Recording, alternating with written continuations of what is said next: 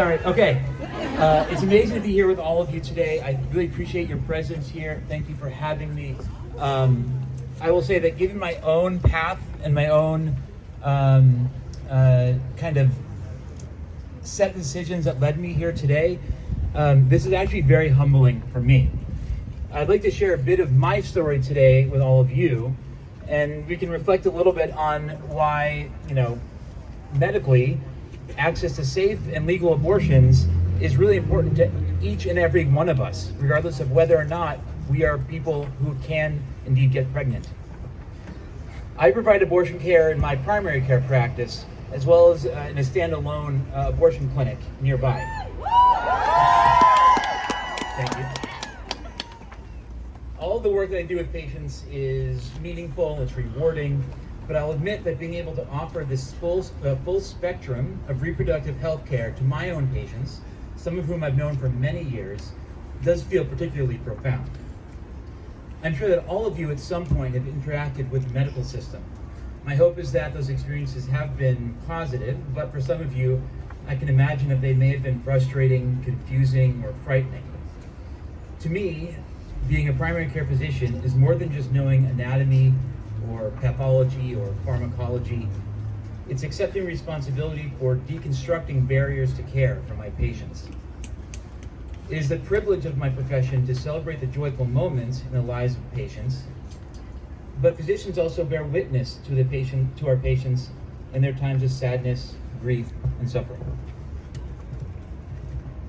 If I do my job well, then I'm able to generate a safe, non-judgmental space for people to find shelter from that chaos of the healthcare system and exert control over their bodies and their lives.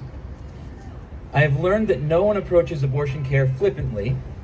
It is, for so many obvious reasons, a difficult and deeply emotional decision for each person to make about their own body.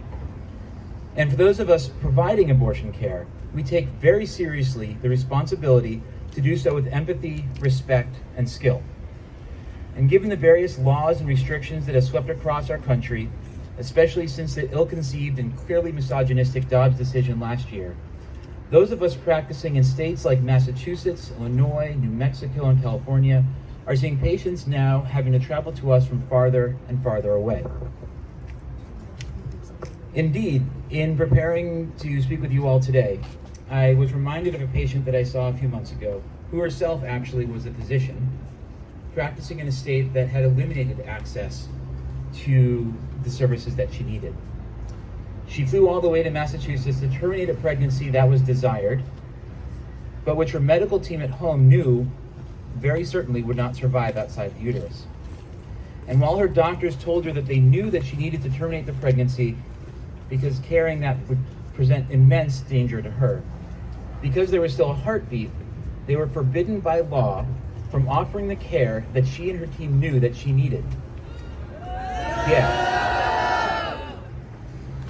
And so despite these challenges, she was actually lucky in many ways. She had the financial means, the privilege to be able to receive her medically necessary care here in Massachusetts.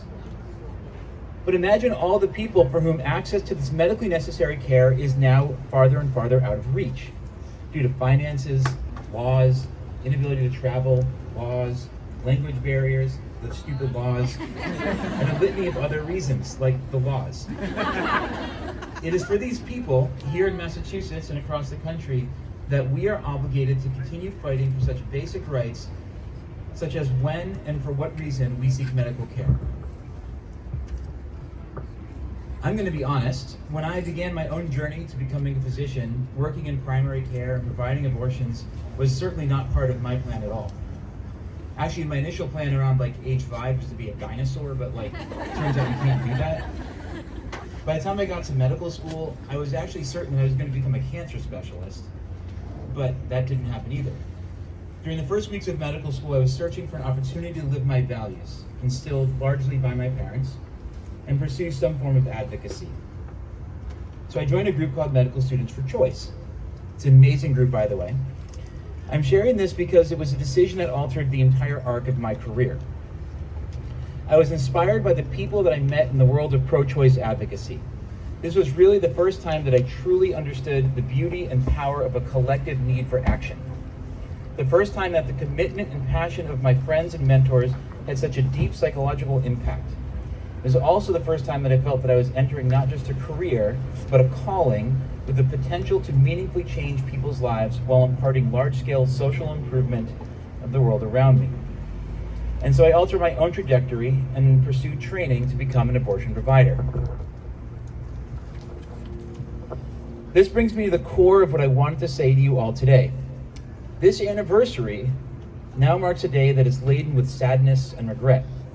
But I want to focus on how this movement, a movement that is truly about the most fundamental rights that a person has to control their own body and to make decisions accordingly, is one that can serve as an inspiration to everyone around us, just as it did for me.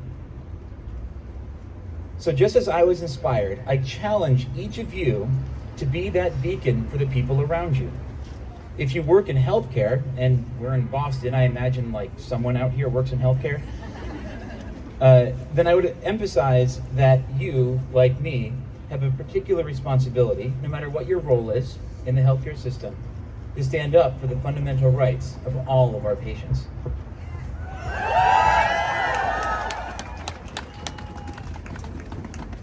And for every single person here, regardless of whether you work in healthcare or not, what your circumstances are, when we are all in our communities, when we're with our families, when we're amongst our friends, I say that we must always strive to be allies in this fight. We cannot shy away from this matter of justice in its most foundational meaning. And I think that any person, not just my fellow physicians, can abide by the sentiments of the Hippocratic Oath that I swore to like 12 years ago now. But it was written over 2,000 years ago, and I do still think that it is applicable today. It impugns each of us to remember that we remain a member of society with special obligations to all of our fellow human beings. So let's live up to those obligations. Thank you.